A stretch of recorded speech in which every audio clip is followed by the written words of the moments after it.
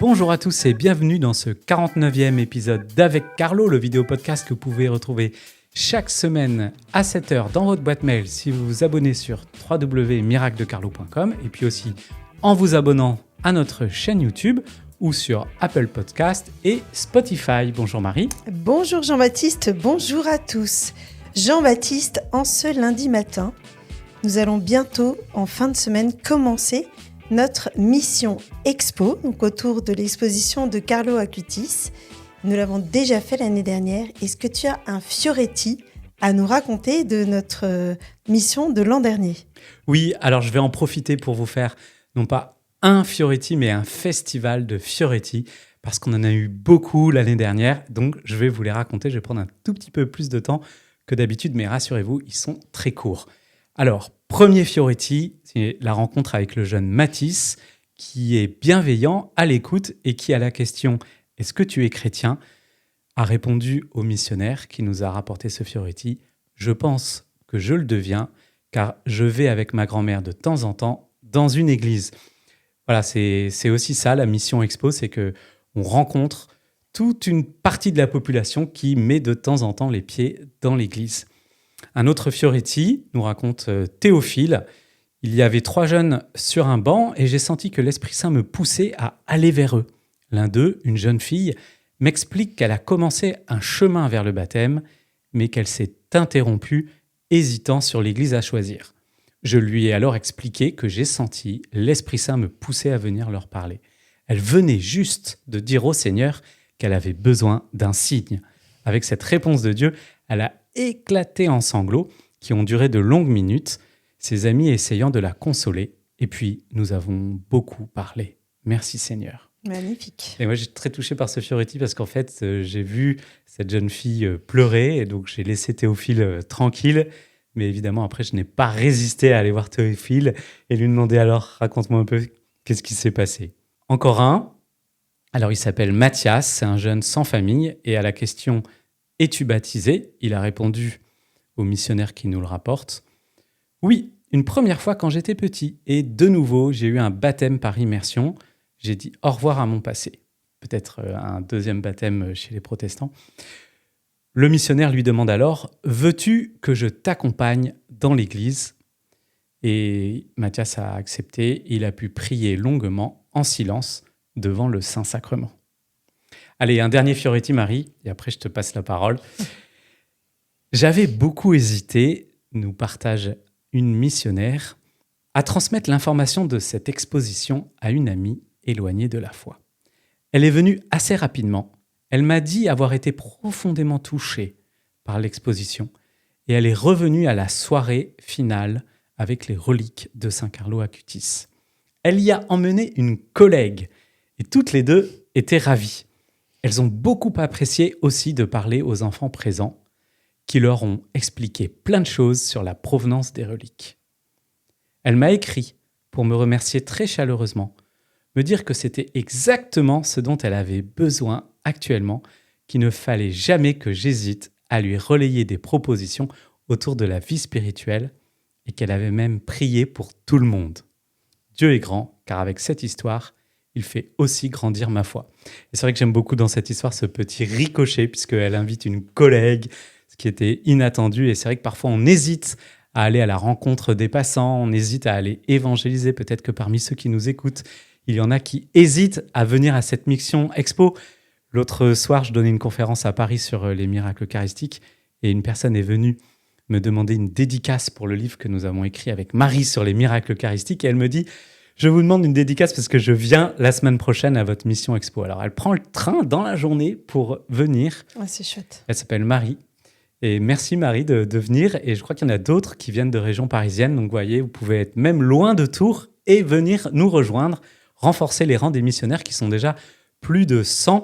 Et moi, ce qui me motive aussi dans cette mission, c'est qu'on sait très bien que les gens ont soif, comme cette dame-là. Les gens ont soif de rencontrer Jésus. Et quand on leur explique que Jésus, il se rend présent dans l'Eucharistie, ils sont extrêmement touchés, d'où qu'ils viennent. Oui, et puis c'est une mission qui est quand même assez simple, déjà parce qu'il y a 2 endroits pour faire de la mission. Il y a dans la rue pour les têtes brûlées, on va dire, de l'évangélisation. Donc, aller à la rencontre bien des passants et leur proposer de rentrer dans l'église pour voir une exposition. Alors, tous ne rentrent pas, mais il y a souvent de belles discussions. Et puis, pour ceux qui n'ont pas l'habitude de faire de la mission directe, tout simplement être dans l'église, accueillir ceux qui rentrent. Et donc là, c'est tout simple, parce que quand les gens rentrent déjà dans l'église, c'est qu'ils ont déjà un intérêt. Et donc après, on leur présente l'exposition, on peut leur expliquer, on est présent pour eux.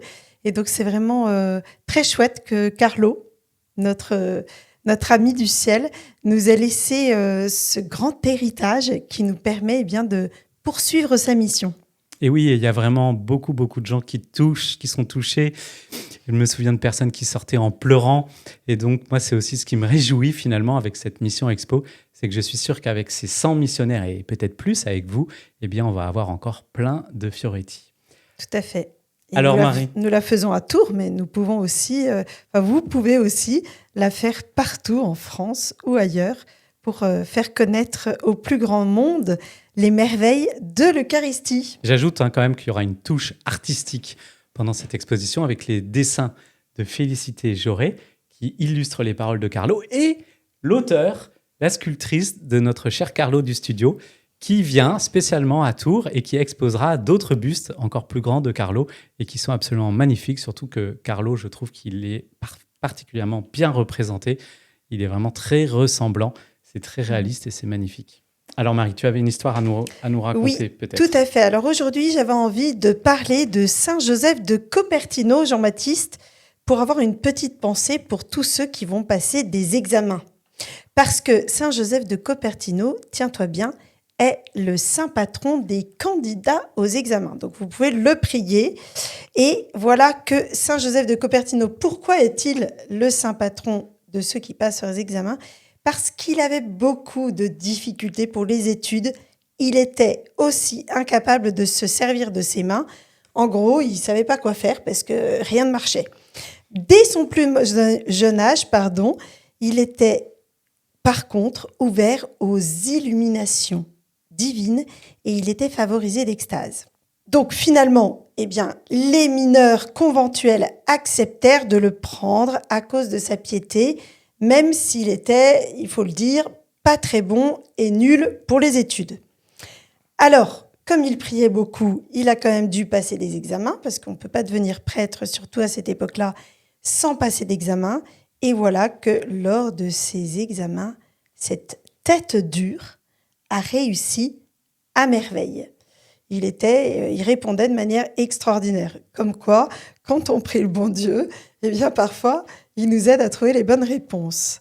Voilà, et donc il a pu devenir prêtre. Alors pourquoi est-ce que je vous parle de Saint Joseph de Cupertino ? Parce que, comme tous les saints, il a un point commun. Est-ce que tu sais lequel, Jean-Baptiste ? Allons peut-être l'Eucharistie ? Voilà, bravo Jean-Baptiste, tu deviens très très fort. Grâce à toi. Alors, il faut dire que la messe de Saint Joseph de Cupertino, nous, on se plaint parfois quand ça dure un peu plus longtemps, mais lui, sa messe durait minimum 2 heures, parfois 4 ou 5, parce qu'il était favorisé pendant sa messe de toutes sortes de phénomènes surnaturels. On disait de lui que parmi tous les mystères de la foi, c'était à celui du Saint-Sacrement qu'il était le plus appliqué parce que c'est en lui que Dieu avait le mieux manifesté son divin amour. Quand il méditait sur l'Eucharistie, il ne pouvait plus se contenir, il était contraint de pleurer, même parfois de pousser des cris. Il sentait battre son cœur, disait-il, au point qu'il paraissait vouloir sortir de sa poitrine. Ça nous fait penser à d'autres saints qui avaient aussi ce genre de manifestation. S'il restait un jour sans se nourrir de l'agneau, il lui semblait qu'il ne pouvait plus vivre. Il éprouvait alors même de la diminution de ses forces physiques et spirituelles. Et il disait quelque chose de très fort pour nous aujourd'hui. Il disait « Le remède le plus efficace contre les péchés, c'est la messe. » Et il ajoutait Les prêtres, en célébrant la messe, font la noce tous les jours. Donc c'est incroyable. Alors pendant la messe, quelles étaient les manifestations ? Il s'élevait dans les airs en tenant l'hostie, comme si l'hostie le tirait en l'air. Et puis il voyait dans l'hostie que l'hostie devenait pesante dès que le Christ était là. Il la voyait multicolore comme un cristal. Il avait parfois du mal à la briser, surtout s'il sentait qu'il y avait du péché autour de lui parmi les gens qui étaient présents. Un jour, il tomba à terre en pleurant car il a vu un prêtre coupable de dérober les revenus ecclésiastiques. Par contre, la confiance provoquait chez lui des gestes de tendresse et il caressait l'hostie de ses yeux. Son visage et ses mains tressaillaient de joie quand il tenait Jésus. Voilà, donc un saint a prié pour les examens, mais aussi un saint a prié pour nous aider à aimer toujours plus Jésus. Je retiens cette phrase que j'aimerais vous redire de Saint Joseph de Copertino. Le remède le plus efficace contre les péchés, c'est la messe. Donc c'est pour nous un véritable encouragement. Alors Carlo lui disait que la messe, c'était l'autoroute pour le ciel. Voilà une autre phrase de saint qui veut dire un peu la même chose. Et donc on voit que tous les saints, eh bien le fil conducteur, c'est vraiment Jésus Eucharistie. Magnifique, et on peut, je suppose, même le prier si on a terminé ses examens, mais si on attend les résultats. Alors Marie, le défi de cette semaine. Cette semaine, eh bien, j'ai envie de vous inviter à aller à la messe pendant la semaine et puis eh bien, peut-être à prier pendant cette messe pour que le Seigneur eh bien, vous éloigne du péché, vous aide à corriger un péché dont vous avez du mal à vous débarrasser. Et j'en rajoute un, si tu permets. Vous rajoutez en commentaire le prénom de quelqu'un de votre entourage qui passe des examens ou attend des résultats. Tout à fait. Vous prierez Saint Joseph de Copertino en trouvant une prière sur Internet facilement. Et on va prier aussi pour lui, donc en nous laissant son prénom en commentaire. Merci. Ça te va, Marie ? Oui, tout à fait. Alors maintenant, on va prier Carlo. Au nom du Père, du Fils et du Saint-Esprit. Amen. Dieu notre Père, nous te rendons grâce de nous avoir donné Saint Carlo Acutis, jeune témoin de l'Évangile, qui a fait de l'Eucharistie le centre de sa vie, la force de son engagement quotidien et son autoroute pour le ciel. Tu lui as donné Marie comme une mère bien-aimée et tu en as fait avec le rosaire un chantre de sa tendresse. Tu l'as rendu capable d'aimer les autres jusqu'au bout, en manifestant une attention particulière aux plus pauvres et aux plus petits. Accorde-nous par son intercession la grâce que nous te demandons pour toutes les personnes qui prient avec nous ce matin et pour toutes leurs intentions.